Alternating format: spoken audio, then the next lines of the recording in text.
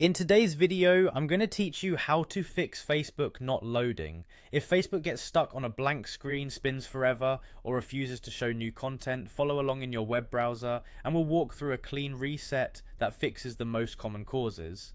First, open Facebook and give the page a simple refresh. This forces the site to request fresh data and often clears short-lived glitches. If it still won't load correctly, sign out of your account. Logging out clears the current session, which can become corrupted after an update or a timeout. After you've logged out, close the browser completely. Don't just close the tab, fully quit the application so background processes stop. Then reopen your browser, return to Facebook, and log back in. Many times that full cycle is enough to restore normal loading. If issues persist, open your browser's menu by clicking the three dots at the top right corner. From there, open Settings, sometimes labeled Settings and Privacy or Preferences depending on your browser.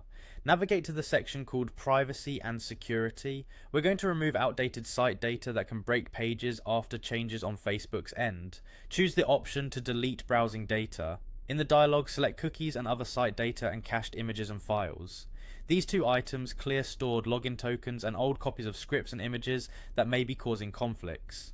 Be aware that clearing cookies signs you out of websites, so you may need to log in again later.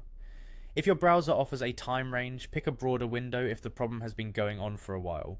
Confirm to clear the data, then restart the browser once more. Reopen Facebook and test the feed, notifications and messages to make sure everything loads smoothly. If you're still having trouble, check your extensions. Click the extensions icon on the toolbar to view what's active. Temporarily turn off any VPN extension. VPNs can route traffic through servers that block or slow specific content, which sometimes breaks media and login flows. Next, disable ad blockers or privacy extensions for Facebook. They can inadvertently block scripts the site needs. After you toggle them off, reload Facebook and see if the page renders correctly. You can always re-enable extensions one by one later.